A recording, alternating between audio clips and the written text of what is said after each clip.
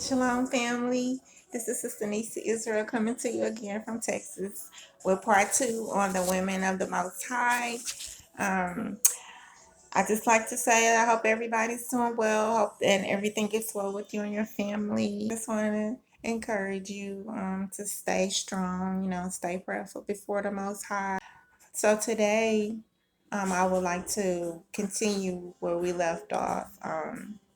Talking about the women of the Most High, the women that we come from. And so, first, let's take a recap of who we talked about the last time. We talked about Sarah. Sarah's Abraham's wife. She is our foremother, the Hebrews. And we spoke about how she was strong and courageous, and how she was an old woman and she delivered a child in her old age. Then we had Rebecca, uh, Isaac's wife. She's the mother of Esau and Jacob, and she showed her strength and her courage when she switched Jacob and Esau when it was time for the father to give the blessing before he passed away. Um, she was real courageous in, causing Jacob to get the blessings. And then the next one that we came to was Leah and Rachel.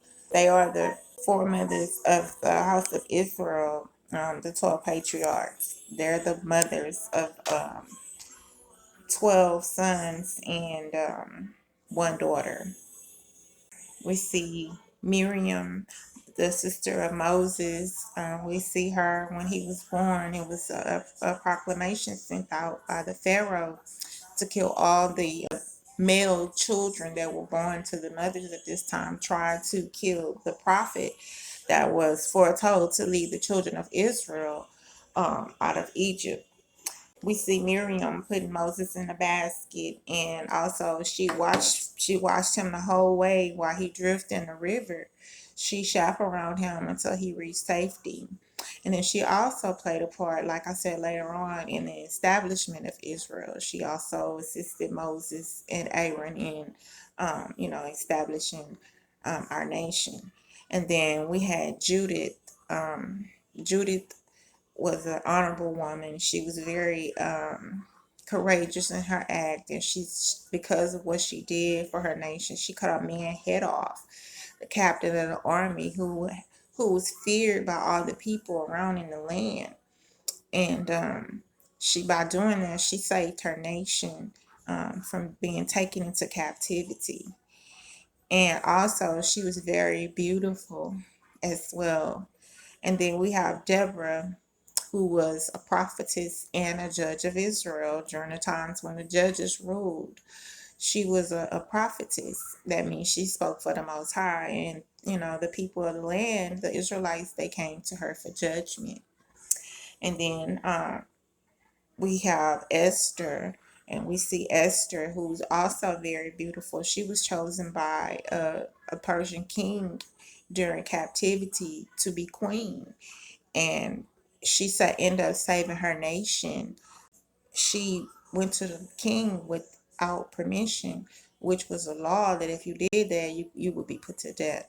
But she risked her life and put herself in jeopardy just to save her people.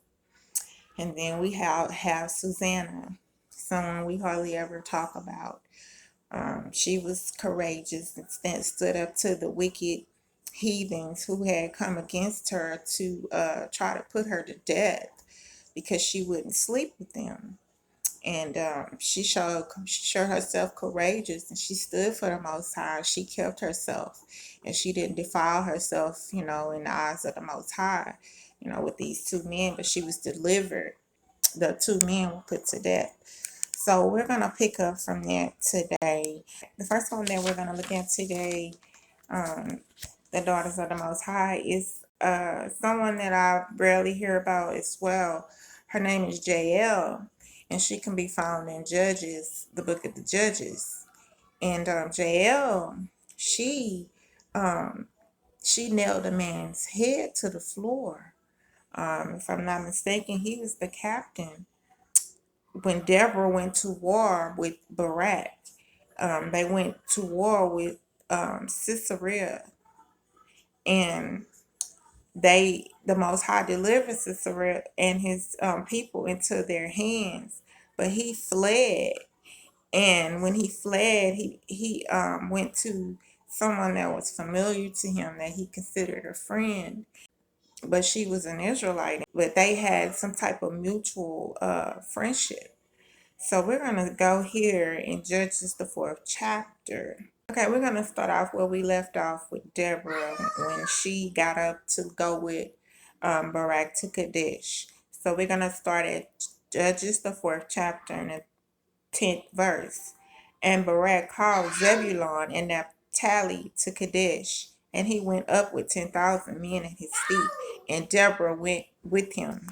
And Heber the Kenite, which was one of the children of Hobab, the father-in-law of Moses, had severed himself with the Kenites, and pitched his tent unto the plain of Zaanam, which is by Kadesh. And they showed Sisera that Barak the son of Abinoam was gone up to Mount Tabor. And Sisera gathered together all his chariots, even 900 chariots of iron, and all the people that were with him, for Harosheth of the Gentiles unto the river of Kishon. And Deborah said unto Barak, Up, for this is the day in which the Most High had delivered Sisera into thine hand. It is not the Most High gone out before thee? So Barak went down from Mount Tabor, and 10,000 men after him. And the Most High discomfited Sisera and all his chariots and all his hosts with the edge of the sword before Barak, so that Sisera lighted down off his chariot and fled away on his feet. But Barak pursued after the chariots and after the host of Harosheth of the Gentiles. And all the hosts of Sisera fell upon the edge of the sword, and there was not a man left. Howbeit Sisera fled away on his feet to the tent of Jael, the wife of Heber the Kenite. For there was peace between Jabin the king of Hazor and the house of Heber the Kenite. And Jael went out to meet Sisera, and said unto him, Turn in, my lord, turn in to me, fear not. And when he had turned in unto her into the tent, she covered him with a mantle, and he said unto her, Give me, I pray thee, a little water to drink, for I am thirsty. And she opened a bottle of milk, and gave him drink, and covered him. Again he said unto her, Stand in the door of the tent, and it shall be, when any man do come and inquire of thee, and say, Is there any man here? That thou shalt say no. Then Jael, Heber's wife, took a nail of the tent, and took an hammer in her hand, and went softly unto him, and smote the nails into his temple, and fastened it unto the ground. For he was fast asleep and weary, so he died. And behold, as Barak pursued Sisera, Jael came out to meet him, and said unto him, Come, and I will show thee the man whom thou seekest. And when he came into her tent, behold, Sisera lay dead, and the nail was in his temples. So the Most High subdued on that day Jabin the king of Canaan before the children of Israel. And the hand of the children of Israel prospered and prevailed against Jabin the king of Canaan until they had destroyed Jabin the king of Canaan. Not only did Deborah go to war with Barak, they were delivered into their hands. The man that they were actually after, the captain of the host,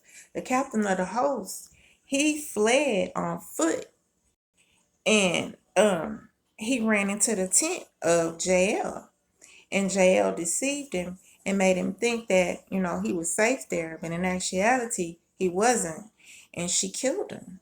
She nailed his head to the floor. I don't know how these women are so strong to where they cutting off men's heads and nailing their heads to the floor, but that has to take a lot of courage. It really does. Okay, but we see her being courageous because she did that. Her name went down. The history of Israel. She was one of the women that were praised, for doing what she did. And I think it was even a song made because of her act. And then we're going to go to Ruth. Ruth, contrary to popular belief, was Israelite by blood. And a lot of the camp guys like to say that, they omit everything, the laws and everything, and they go straight to Ruth was a Moabite. No, she was not a Moabite by blood. Because remember when I told you that when Moses and the children of Israel came out of Egypt, that they took the land from the king of the Amorites, King Sihon.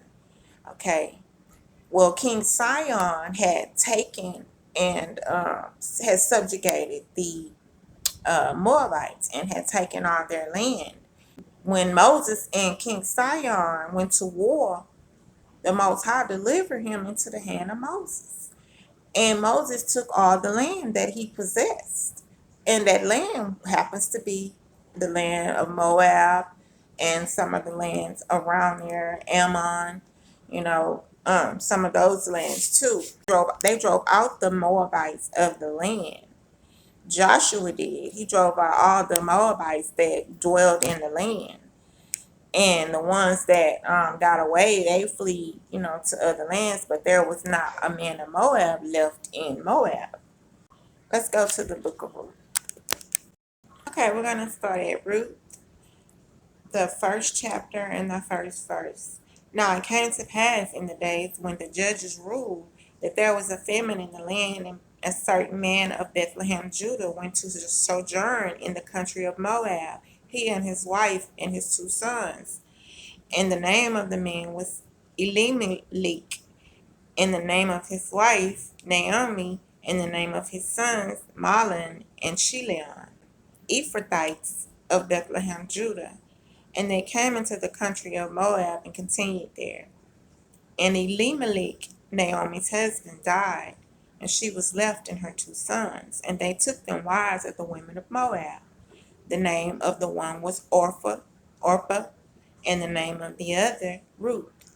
And they dwelled there about 10 years. And Mahlon and Chilion died, also both of them. And the woman was left of her 2 sons and her husband. Then she arose with her daughter-in-laws, that she might return from the country of Moab, for she had heard in the country of Moab how the Most High had visited his people and given them bread. Wherefore she went forth out of the place where she was, and her 2 daughters-in-laws with her. And they went on the way to return unto the land of Judah. And Naomi said unto her 2 daughters-in-laws, Go, return each to her mother's house. The Most High did kindly with you, as ye have dealt with the dead and with me. The Most High grant you that ye may find rest, each of you in the house of her husband. Then she kissed them, and they lifted up their voice and wept. And they said unto her, Surely we will return with thee unto thy people. And Naomi said, Turn again, my daughters. Why will you go with me? Are there yet any more sons in my womb, that they may be your husbands? Turn again, my daughters, go your way, for I am too old to have an husband. If I should say, I have hope, if I should have an husband also tonight, and should also bear sons, will you tarry for them till they were grown? Will you stay for them from having husbands? Nay, my daughters, for it grieveth me much for your sakes that the hand of the Most High is gone out against me. And they lifted up their voice and wept again. And Orpah kissed her mother-in-law, but Ruth clave unto her. Ruth, she is a good example of what loyalty is. She was, even though her mother-in-law, told her to go back, to her people or whatever, she didn't. She stuck with her mother-in-law. She loved her mother-in-law. The Messiah also came through her line, and so did David. But how we know that Ruth was an Israelite by blood, we can go back and look through the scriptures and see this land, the land of Moab. Um, when they came out of Egypt, Joshua drove out all the Moabites. Okay, let's go to Numbers. I'm going to start in Numbers, the 21st chapter and the 21st verse. And Israel sent messengers unto Sihon, king of the Amorites, saying, Let me pass through thy land. We will not turn into the fields or into the vineyards. We will not drink of the waters of the well, but we will go along by the king's highway until we pass thy borders. And Sihon will not suffer Israel to pass through his border.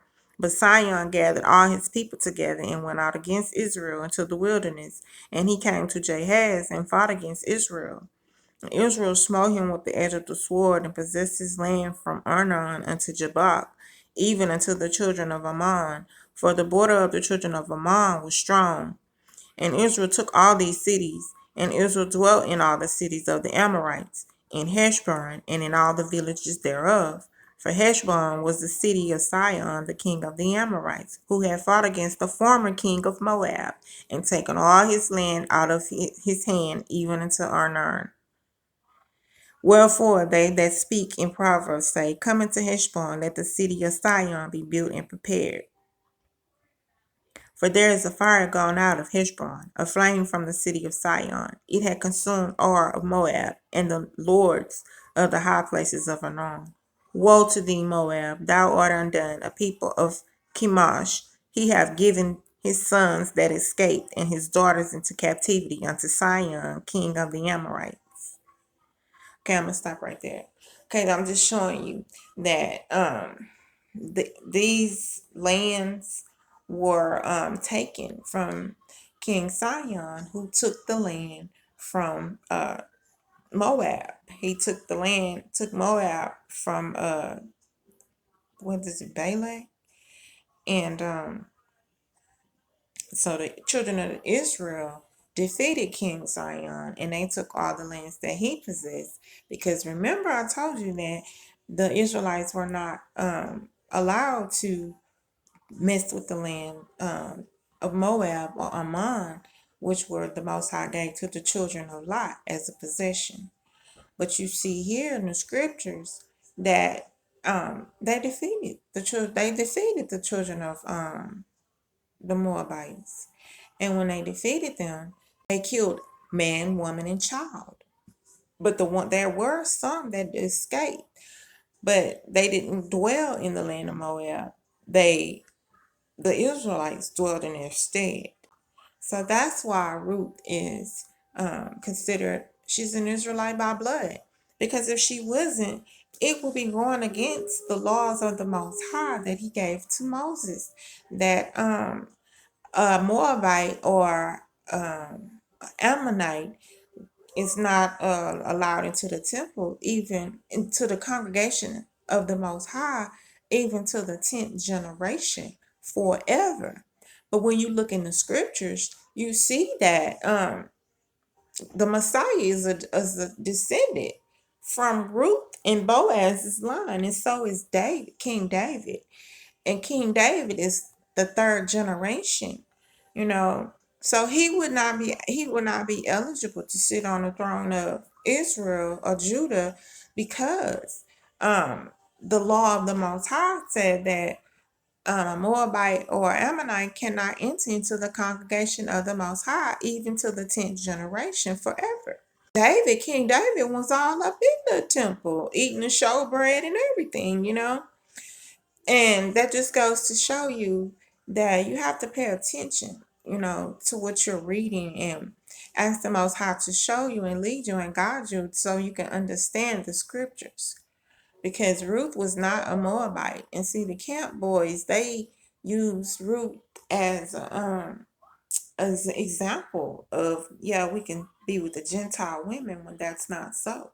But Ruth was strong, you know, she was a strong woman, and she was very loyal, and she stuck with her mother-in-law. You know, the other daughter-in-law, she went back home. But Ruth didn't go home. Ruth stayed with Naomi the whole way. And when she got back, you know, she even gave Naomi an heir, and restored her heritage of her husband's. Ruth was very beautiful as well, and she was very courageous in doing that, you know. And we have to learn from our ancestors, you know, to have loyalty to one another. and not just to one another. We need to have loyalty to our men and loyalty to the Most High. That's the only way we're going to be able to come back together as a nation. So, you know, but look at the blessings that Ruth got, from hanging on in there with her mother-in-law, and going the whole way, and sticking by her, and like I said, she gave her an heir and restored her heritage, that would have, was wasted away, but she restored it back to her by marrying in her husband's line. Okay, so the next one that we're gonna go to is Huldah. Huldah was a prophetess as well, and we can find her during the time of King Josiah. King Josiah, he was an honorable king, and he trusted the Most High, and he kept the ways of the Most High, during his reign. But we're gonna see him sending men, priests, to Huldah, a prophetess. He finds the book of the law, and when he finds the book, he don't, he's not sure what he should do, with it or whatever. Let's go there first. Let's go to 2 Kings, the 22nd chapter, and the first verse. Josiah was 8 years old when he began to reign, and he reigned 31 years in Jerusalem. And his mother's name was Jediah, the daughter of Adaiah of Boscath. And he did that which was right in the sight of the Most High, and walked in all the ways of David his father, and turned not aside to the right hand or to the left. And it came to pass in the 18th year of Josiah that the king sent Shaphan, the son of Azaliah, the son of Meshullam, the scribe, to the house of the Most High, saying, Go up to Hilkiah, the high priest, that he may sum the silver which is brought into the house of the Most High, which the keepers of the door have gathered of the people, and let them deliver it into the hands of the doers of the work that have the oversight of the house of the Most High, and let them give it to the doers of the work which is in the house of the Most High, to repair the breaches of the house, unto carpenters and builders and masons, and to buy timber and hewn stone to repair the house. Howbeit there was no reckoning made with them of money that was delivered into their hand, because they dealt faithfully. And Hilkiah the high priest said unto Shaphan the scribe, I have found the book of the law in the house of the Most High. And Hilkiah gave the book to Shaphan, and he read it. And Shaphan the scribe came to the king, and brought the king word again, and said, Thy servants have gathered the money that was found in the house, and have delivered it into the hand of them that do the work, that have the oversight of the house of the Most High. And Shaphan the scribe showed the king, saying, Hilkiah the priest had delivered me a book. And Shaphan read it before the king. And it came to pass, when the king had heard the words of the book of the law, that he rent his clothes. And the king commanded Hilkiah the priest, and Ahikam the son of Shaphan, and Akbor the son of Micaiah, and Shaphan the scribe, and Asahiah a servant of the king, saying, Go ye, inquire of the Most High for me, and for the people of all Judah, concerning the words of this book that is found. For great is the wrath of the Most High that is kindled against us, because our fathers have not hearkened unto the words of this book, to do according to all that which is written concerning us. So Hilkiah the priest, and Ahikam, and Akbor, and Shaphan, and Azahiah went unto Huldah, the prophetess, the wife of Shalom, the son of Tikvah, and the son of. Now she dwelt in Jerusalem in the college, and they communed with her. And she said unto them, Thus saith the Most High Israel, Tell the man that sent you to me, Thus saith the Most High, Behold, I will bring evil upon this place, and upon the inhabitants thereof, even all the words of the book which the king of Judah had read, because they have forsaken me, and have burned incense unto other gods, that they might provoke me to anger with all the works of their hand. Therefore my wrath shall be kindled against this place, and shall not be quenched. But to the king of Judah, which sent you to inquire of the Most High, thus shall you say to him, Thus saith the Most High of Israel, as touching the words which thou hast heard, because thine heart was tender, and thou hast humbled thyself before the Most High, when thou heardest what I spake against this place, and against the inhabitants thereof, that they should become a desolation and a curse, and hast rent thy clothes, and wept before me. I also have heard thee, said the Most High. Okay, this right here shows you it's another prophetess that the men had to go to, the priests and the scribes and even the king. They had to go to a woman, a prophetess, to find out what thus said the Most High, you know.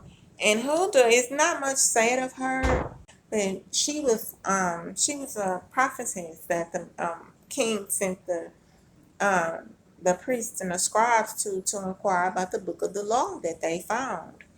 And Josiah, he was an honorable king, and he kept, like I said, he kept the ways of the Most High. But this is another instance where he had to go to a woman to find out what thus said the Most High. Being obedient to the Most High is very important. Now we're going to talk about the women that were around the Messiah. It was always women around the Messiah that were following him, along with the apostles. And the first woman that I want to talk about is Elizabeth. Elizabeth was a Levite, and she was married to Zachariah. And she can be commended for her, how she waited on the Most High, and how she dealt with gossip and backbiters. She had to deal with the reproach of being barren, because back in those days, motherhood was a big thing. And so Elizabeth had already waxed old, and she, had been past her time of, when a woman can have kids or whatever. She was already in her old age. And the Most High allowed her to uh, get, pregnant. And she was the mother of John the Baptist. She was Mary's, the mother of the Messiah's. She was her cousin. And they spent a little time together or whatever. But her son, John the Baptist, he came preaching repentance to the children of Israel um, before the Messiah came on the scene. And he was like preparing them for the Messiah. And after the Messiah came, then, John the Baptist, he was killed. The reason why I brought up Elizabeth is because she was old, when she got pregnant and she had pushed a baby out.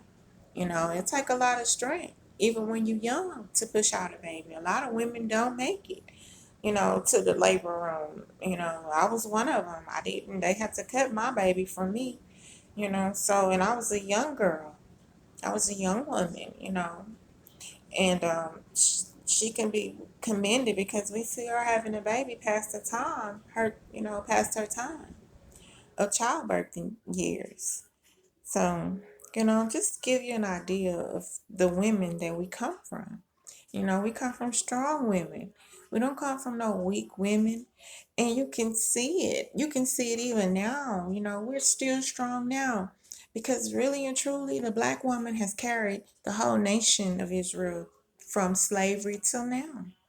You know, and it just is what it is. I just want to encourage my sisters to understand that we are we are more than what we've been taught to believe that we were, you know. And now it's time to look at the women who we descended from. And let that encourage you to want to do something for the Most High, for your people. So the next one we're going to look at is Mary, the mother of the Messiah.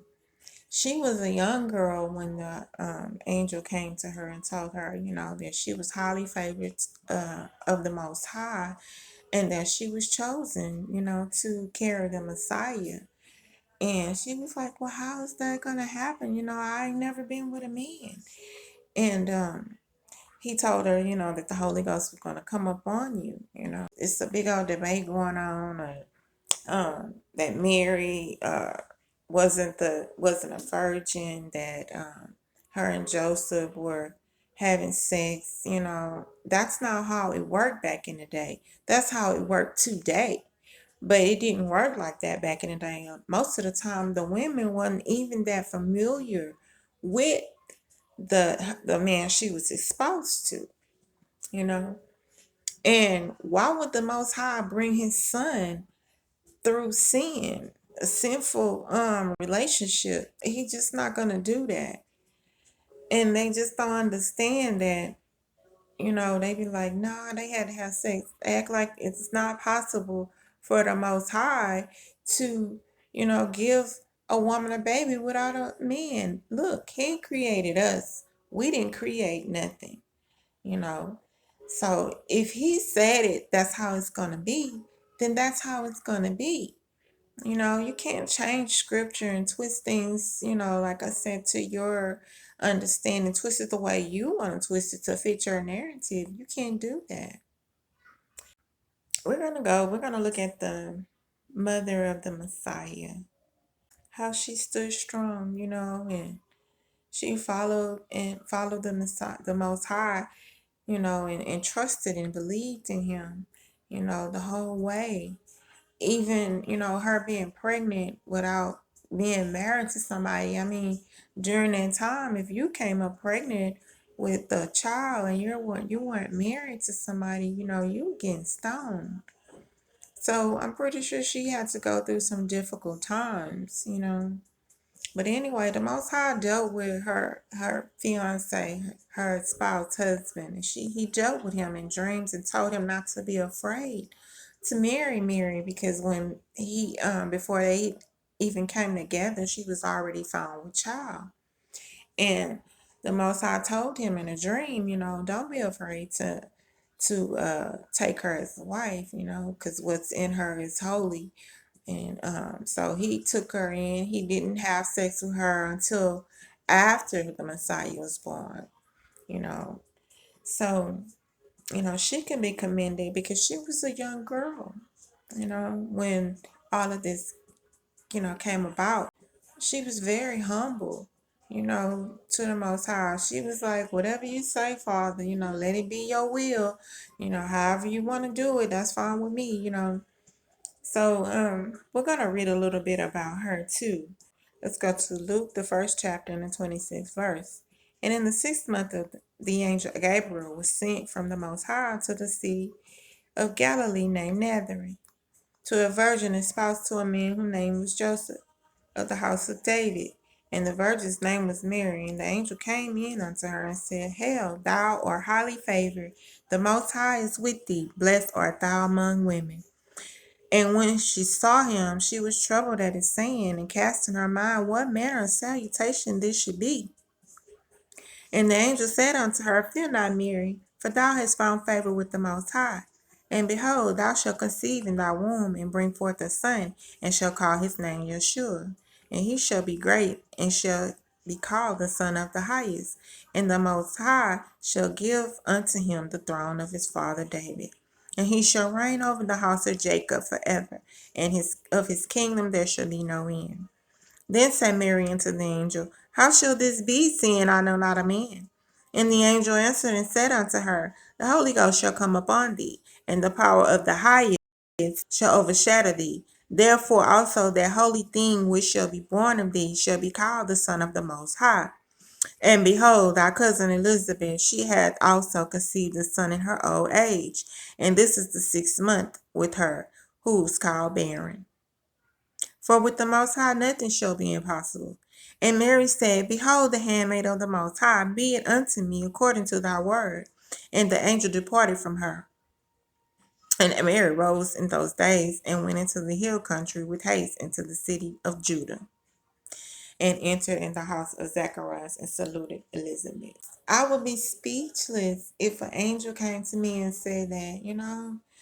But wow, look at the burden she took on. She knew from day one that she was going to carry the Messiah, and that the Messiah was going to be killed, and he was going to die for his people. That's just like a hard pill to swallow.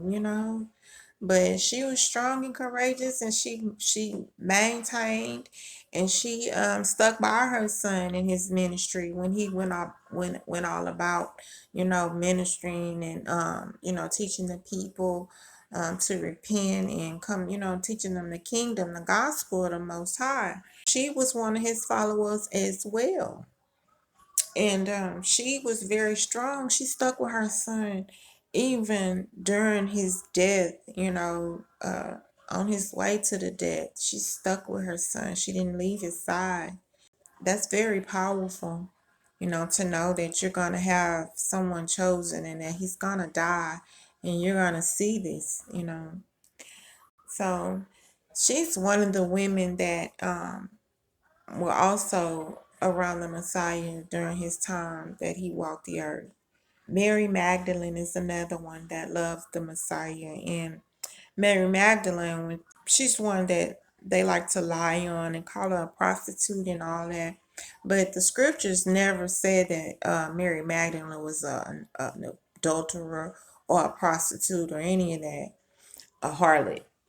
Um, Mary, she was delivered from demons, but it doesn't say that she was, a prostitute or anything like that, but they like to say that.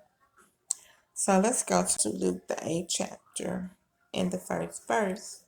And it came to pass afterward that he went throughout every city and village, preaching and showing the glad tidings of the kingdom of the Most High. And the 12 were with him, talking about Yeshua. And certain women which had been healed of evil spirits and infirmities, Mary called Magdalene, out of whom went 7 devils, and Joanna, the wife of Chuza, Herod's steward, and Susanna, and many others, which ministered unto him of their substance. And when they say ministered unto him of their substance, that means they provided for him. They looked out for him or whatever. But this doesn't never say that Mary Magdalene was a prostitute. She was just one of the women who he healed, from evil spirits and, but she another one that stuck with the Messiah the whole way, during his death. Right before his death, she followed him, and even all the way to his death. She was there when they hung him on a tree, and when they took him down, and she also was one of the ones that helped to prep his body for burial after he had died. So she was very faithful and loyal to the Most High, and she stuck with him the whole way. Like I said, a lot of the apostles, they fled when the Messiah was being led to his death. They fled for fear. And Apostle John, he was the only one that stayed, close by with the Messiah through all of this. And the Marys and the mother, Mary Magdalene, the mother of the Messiah, they stayed with the Messiah, ministered unto him until he passed away, and even after, like I said, after his death. Okay, and then we're gonna look at also at Mary and Martha. I don't know if they were his relatives. A lot of people like to say that they were relatives. I don't know. But I do know that he loved them. And I do know that he not only loved them, they loved him. Let's see. Let's go to John, the 11th chapter. And we'll start at the first verse. John is in the New Testament of the King James Bible. So we're going to go to John, the 11th chapter, in the first verse. Now, a certain man was sick named Lazarus of Bethany, the town of Mary and her sister Martha. It was that Mary which had anointed the Most High with ointment and wiped his feet with her hair, whose brother Lazarus was sick. Therefore his sisters sent unto him, saying, Master, behold, he whom thou lovest is sick. And Yeshua heard that. He said, This sickness is not unto death, but for the glory of the Most High, that the Son of the Most High might be glorified thereby. Now Yeshua loved Martha and her sister and Lazarus. When he had heard therefore that he was sick, he abode 2 days still in the same place where he was. Then after that he said to his disciples, Let us go into Judah again. His disciples say unto him, Master, the Jews of late sought to stone thee, and goest thou thither again? And Yeshua answered, Are there not 12 hours in a day? If any man walk in the day, he stumbleth not, because he seeth the light of this world. But if a man walk in the night, he stumbleth, because there is no light in him. These things said he, and after that he said unto them, Our friend Lazarus sleepeth, but I go that I may awake him out of sleep. Then said the disciples, Master, if he sleep, he shall do well.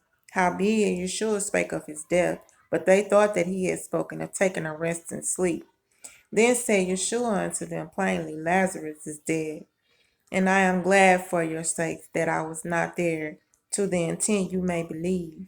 Nevertheless, let us go unto him. Then said Thomas, which is called Didymus, unto his fellow disciples, Let us also go, that we may die with him. Then, when Yeshua came, he found that he had lain in the grave 4 days already. Now Bethany was nigh to Jerusalem, about 15 furlongs off, and many of the Jews came to Martha and Mary to comfort them concerning their brother. Then Martha, as soon as she heard that Yeshua was coming, went and met him, but Mary sat still in the house. Then said Martha unto the Messiah, Master, if thou had been here, my brother had not died. But I know that even now, whatsoever thou wilt ask of the Most High, then he will give it to thee. Yeshua said unto her, Thy brother shall rise again. Martha saith unto him, I know that he shall rise again in the resurrection at the last day. Yeshua said unto her, I am the resurrection and the life. He that believeth in me, though he were dead, yet shall he live. And whosoever liveth and believeth in me shall never die. Believest thou this?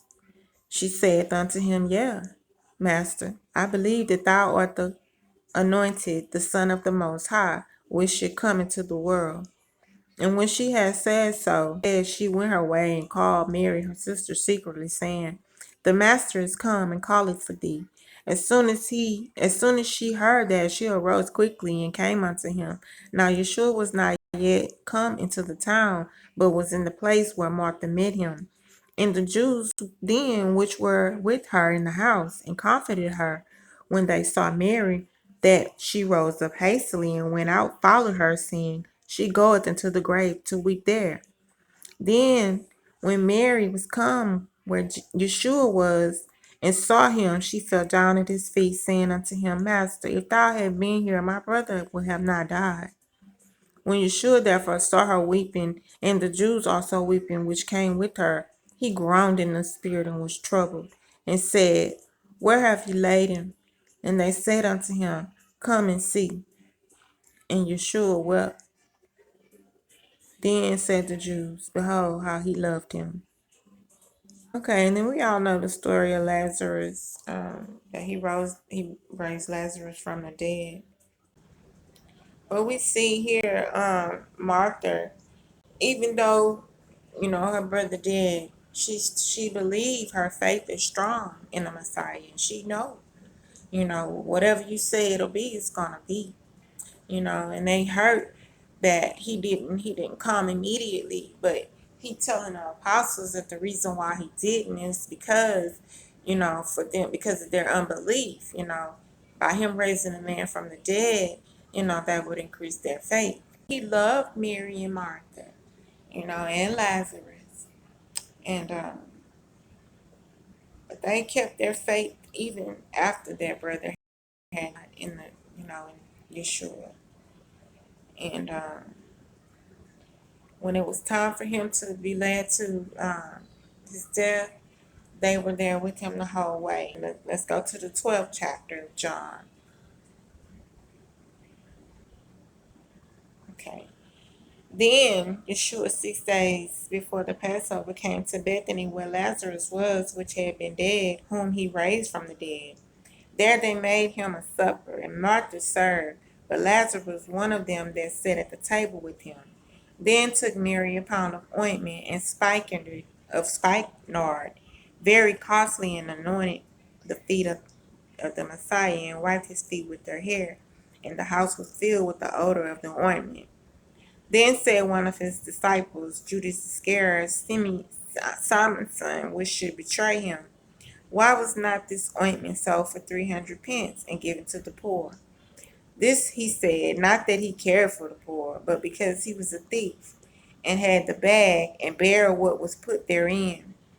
Then said Yeshua, let her alone. Against the day of my burying has she kept this. For the poor always you have with you, but me you have not always. Much people of the Jews therefore knew that he was there, and they came not for Yeshua's sake only, but that they might see Lazarus, whom also he raised from the dead. But the chief priests consulted that they might put Lazarus also to death, because that by reason of him many of the Jews went away and believed on Yeshua. Ain't that something? They want to put Lazarus to death. He just got out the grave, and they about to put him back in the grave. Boy, I tell you, because so many people were believing on the Messiah.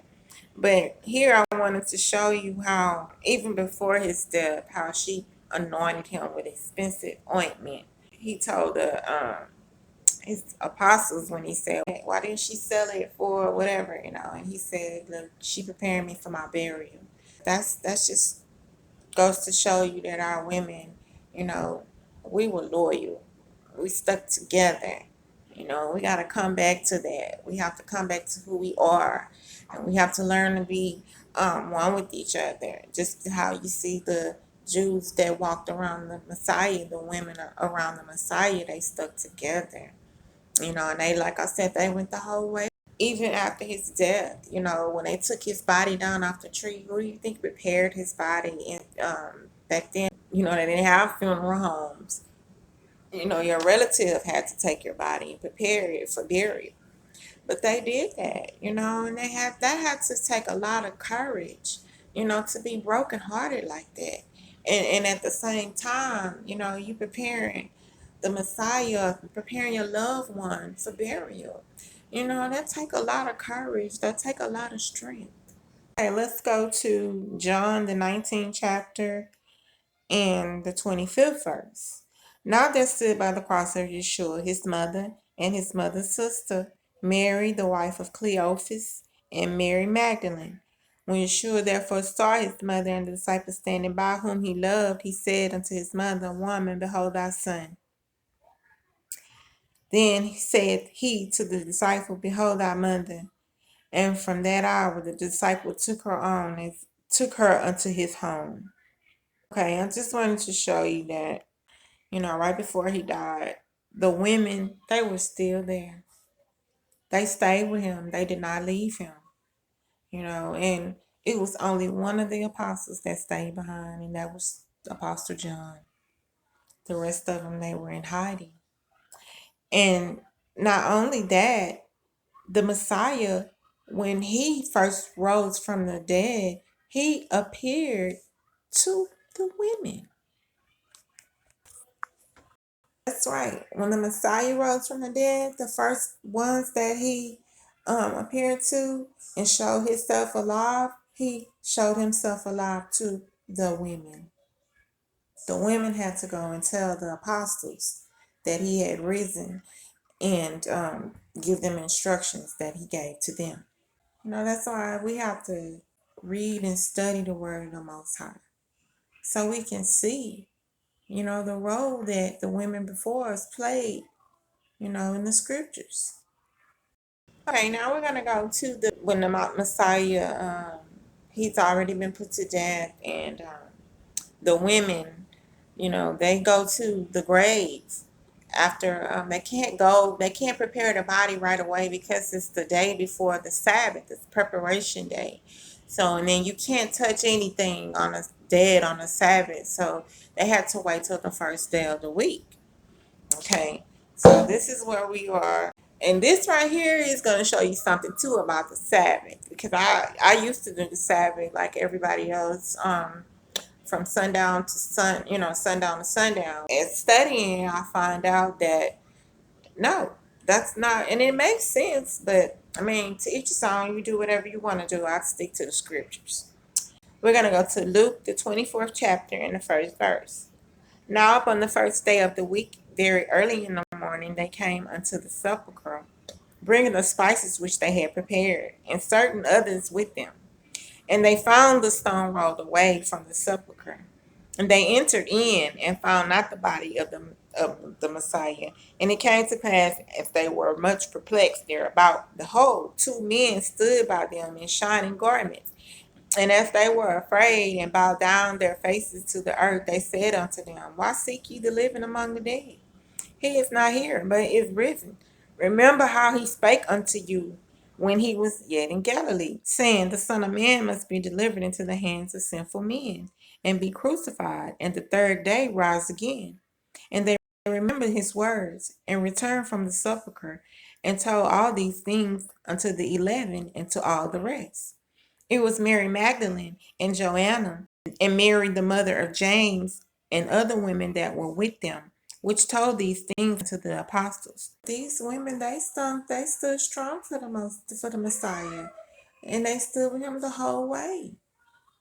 And he, in turn, um, when he was raised from the dead, he revealed himself to the women. The women had to go to the men and tell the men that the Messiah had risen. And some of the men didn't even believe him. They thought they were lying. So, just be encouraged and get in the scriptures and read about your ancestors and see who they were.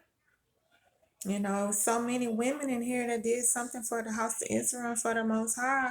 So I thought I was going to make a part 3. Okay, but we're going to keep it moving because I'm not doing a part 3. Let's go to the Apocrypha, to the book of Tobit. And in the book of Tobit, we're going to learn about Sarah.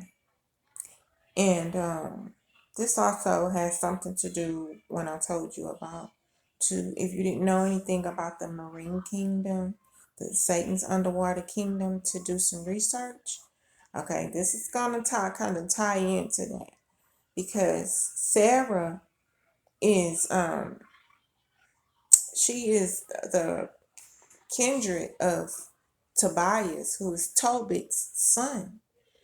And she has had 7 husbands, but they all die in the bedchamber before she gets to lay with them, because once you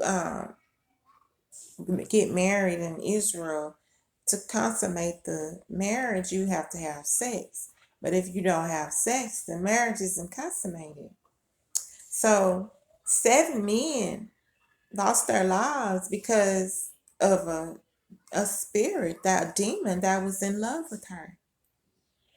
And in the scriptures, it said that he didn't bother, the spirit, the demon didn't bother nobody but people that approach, the men that approach her. And some of us are walking around here because of dibbling and dabbling and all type of different sexual sins and stuff like that. And we're walking around here with things attached to us. In the spirit realm, we may have a spirit spouse. And we wonder why we can't hold on to a man, or a woman, and you can't hold on to your wife or your husband, or it never works out or whatever. It's because you probably have a spirit attached to you. But that's another subject. But anyway, I just want to give you a heads up that this is going to tie in with that.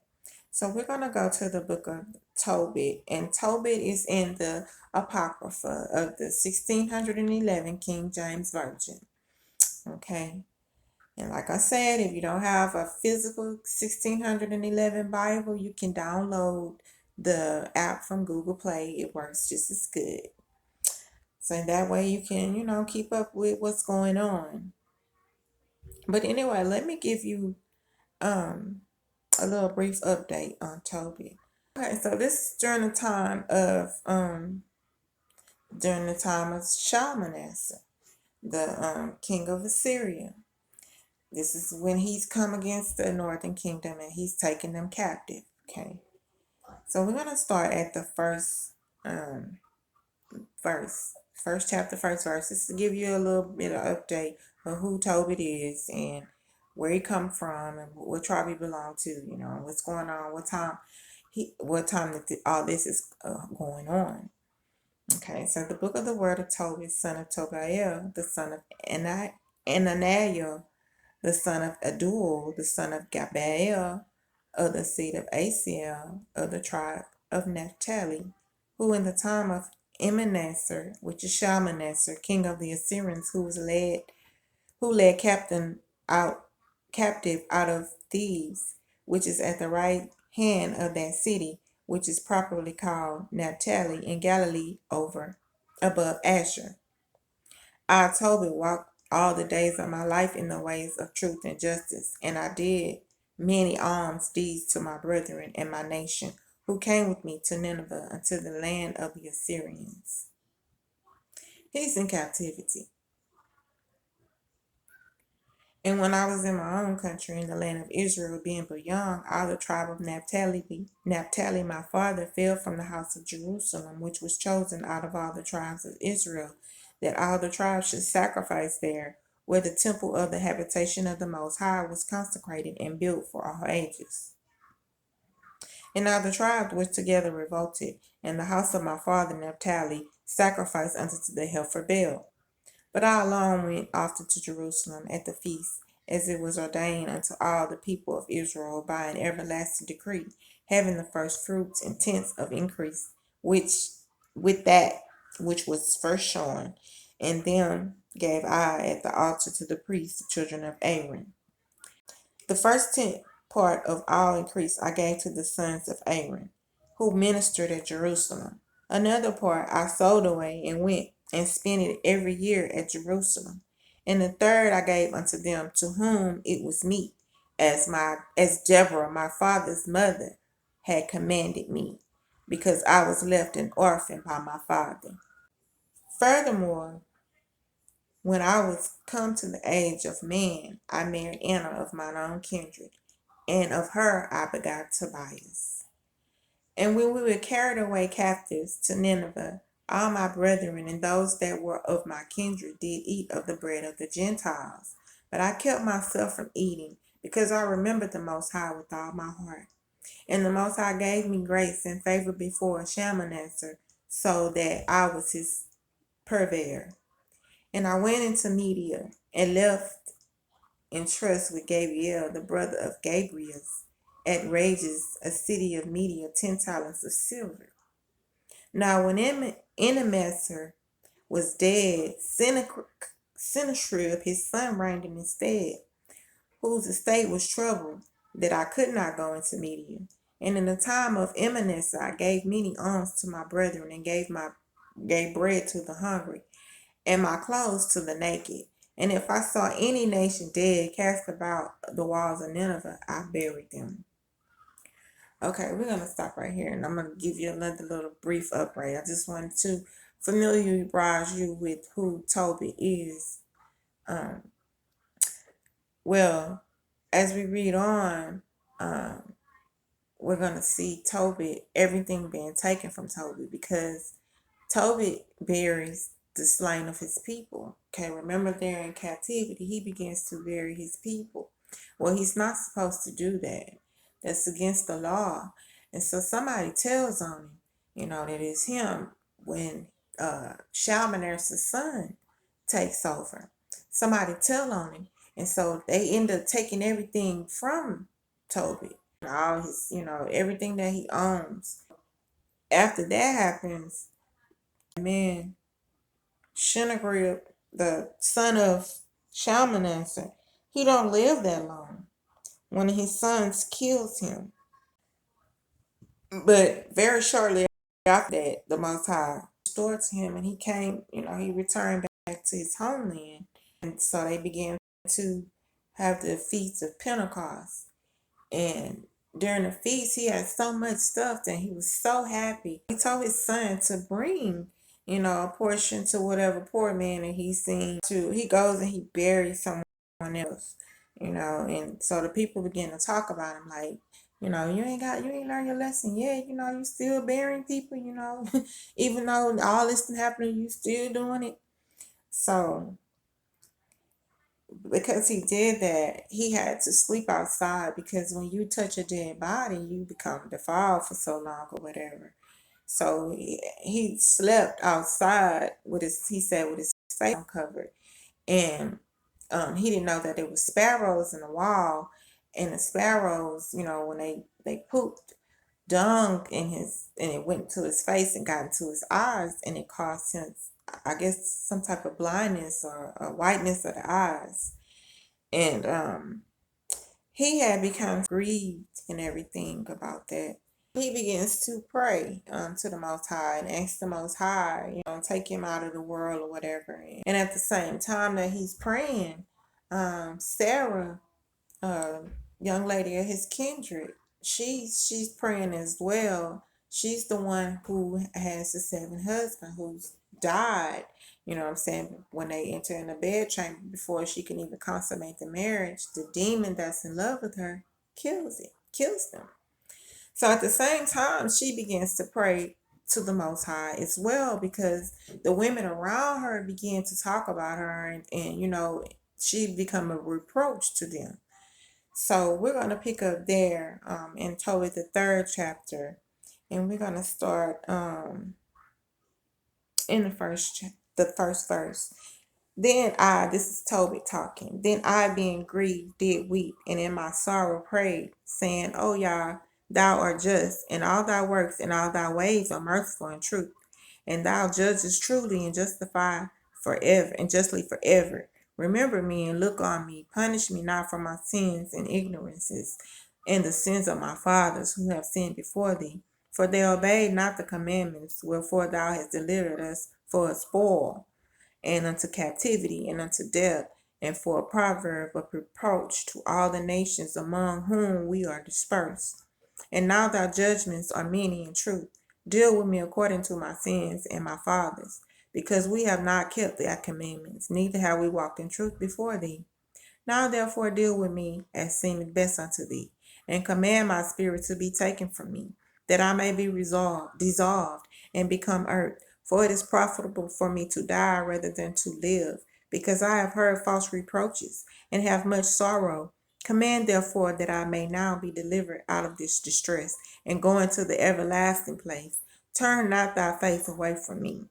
It came to pass the same day that in Ecbatane, a city of Media, Sarah, the daughter of Raguel, was also a reproach by her father's maids, because that she had been married to 7 husbands, whom Asmodeus the evil spirit had killed before they had lain with her.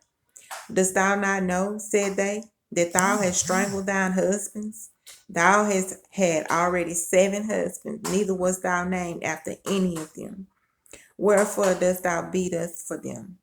If they be dead, go thy way after them. Let us never see of thee either son nor daughter. When she heard these things, she was very sorrowful, so that she thought to have strangled herself. And she said, I am the only daughter of my father, and if I do this, it shall be a reproach unto him, and I shall bring his old age with sorrow into the grave. Then she prayed toward the window and said, Blessed art thou, O Elohim, O my Elohim, and thy holy and glorious name is blessed and honorable forever. Let all thy works praise thee forever. And now, O Yah, I set mine eyes and face toward thee, and say, Take me out of the earth, that I may hear no more the reproach. Thou knowest, Yah, that I am pure from all sin with man, and that I never polluted my name, nor the name of my father, in the land of captivity. I am the only daughter of my father, neither hath he any child to be his heir, neither any near kinsman, nor any son of his alive, to whom I may keep myself for a wife. My 7 husbands are already dead, and why should I live? But if it please not thee that I should die, command some regard to be had of me, and pity taken of me, that I hear no more reproach. So the prayers of them both were heard before the majesty of the great Elohim. And Raphael, which is the angel, was sent to heal them both. That is, to scale away the whiteness of Tobit's eyes, and to give Sarah, the daughter of Raguel, for a wife to Tobias, the son of Tobit, and to bind Asmodeus, the evil spirit, because she belonged to Tobias by right of inheritance. The self-same time came Tobit home and entered into his house, and Sarah, the daughter of Raguel, came down from her upper chamber. Okay, we see that the Most High, He hears their prayers, and they praying at the same time they're connected. And like the scripture says that she belonged to Tobias, okay, but Tobias, he goes along to pick up some money that his father um he committed to someone, and before he died he wanted his son to get the money. And then he give his son instructions or whatever how to go, but the angel of the Most High, he goes with him. He don't know he's an angel. He just think he's, a person. He give him what he need to get rid of that demon that's in love with his future wife. And this just goes to show you that this McGreen Kingdom stuff is serious. You can't be playing around with sex and stuff like that, because you bring all type of spirits and stuff to you. And we have to be careful of how we handle our bodies, and we have to be protective of our bodies.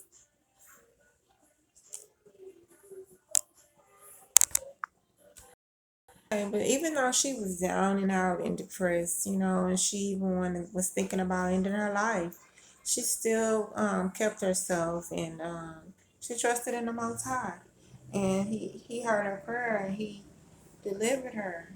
And he also healed Tobit, the whiteness of his eyes.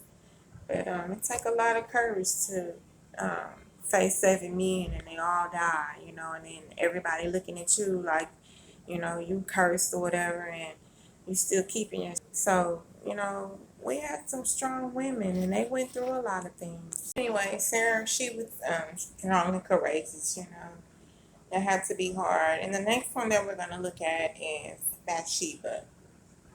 Bathsheba was the wife of David. She was the last wife that he married. Bathsheba was the wife of David and the mother of Solomon.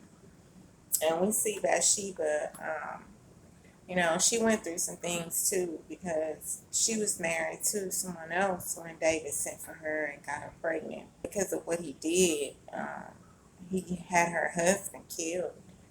And because he did that, the Most High killed the unborn child that she was pregnant with.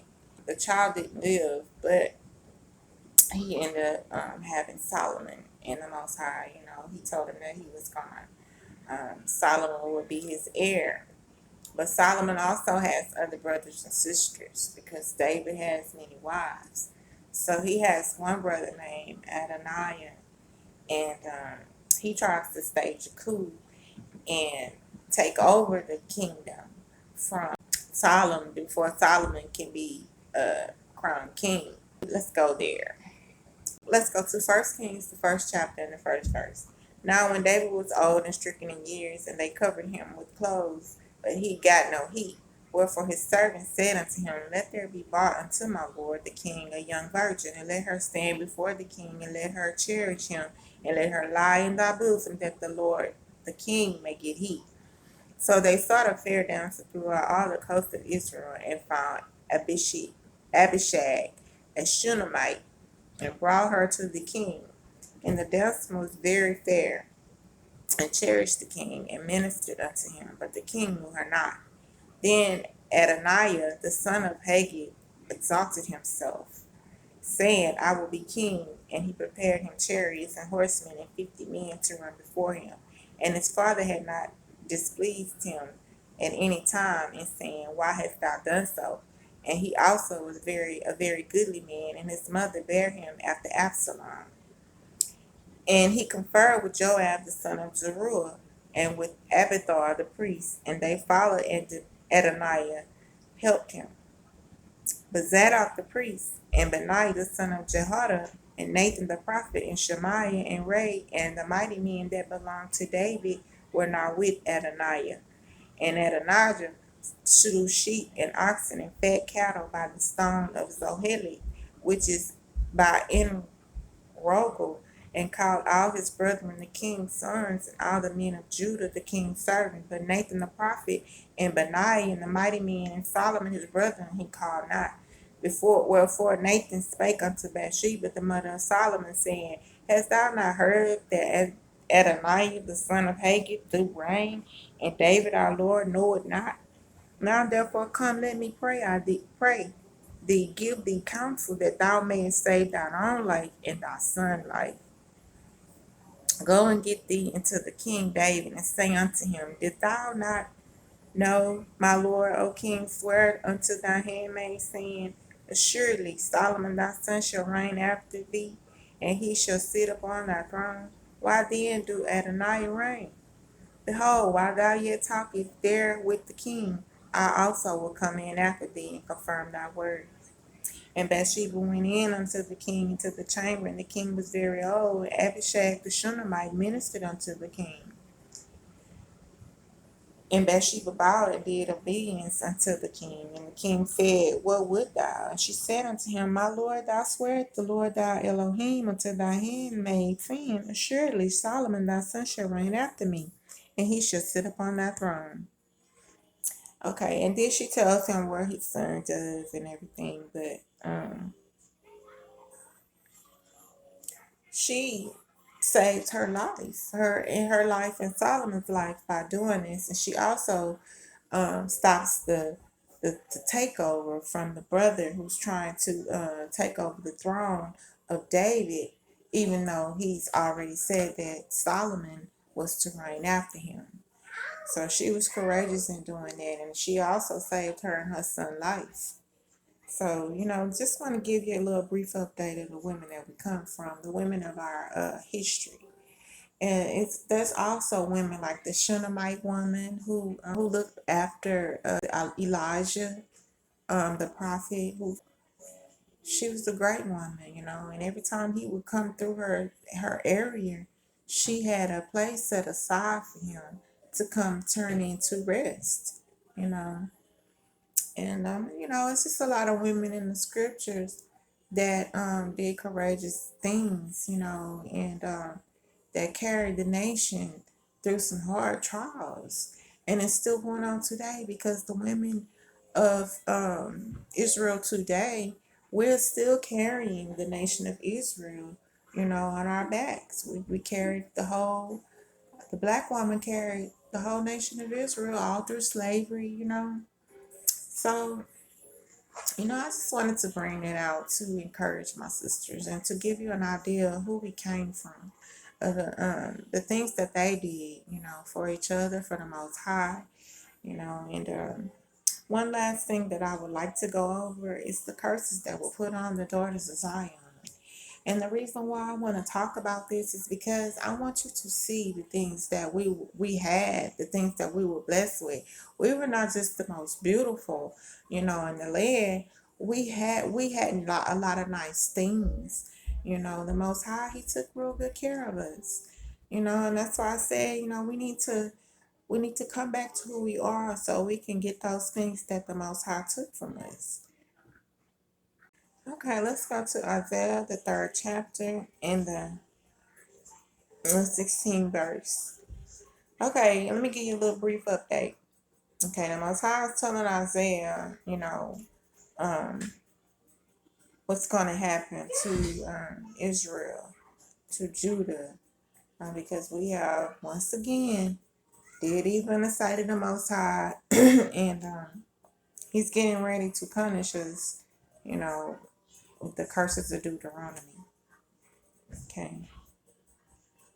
So let's go to Isaiah, the 3rd chapter, and the 16th verse. Moreover, the Most High said, because the daughters of Zion are haughty and walk with stretched forward necks and wanton eyes, walking and mincing as they go, and making a tinkling with their feet.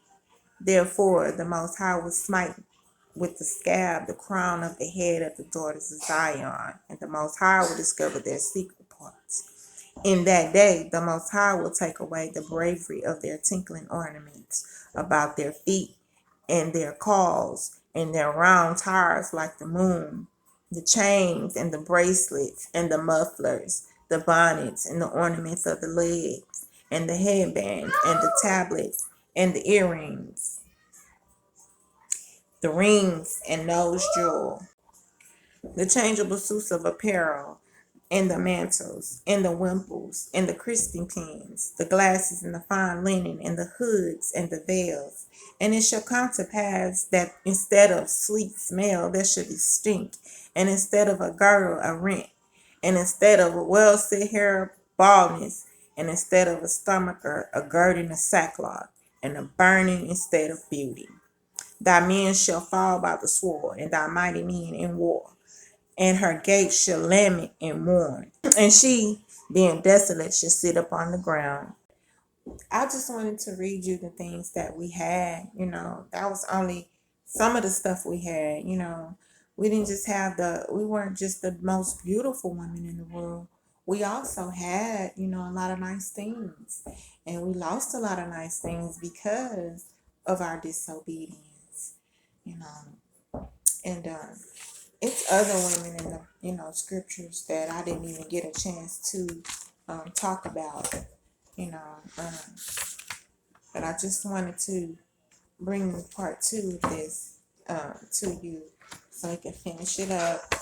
And just want y'all to be encouraged, and let's get back to the things that that's important, the things that we had. Let's get together and what I'm saying, and build a sisterhood, and let's stick together and stand together with the Most High and with our men and with our nation. But I just thank you for joining me. I know it's a little bit long again, but I just thank you for joining me. And I pray that you join me on the next study topic. The next study topic will be on the fallen angels. So I pray that all is well, and that pray that the Most High bless you and keep you. And I just want to say shalom. Thanks again, and may the Most High bless you.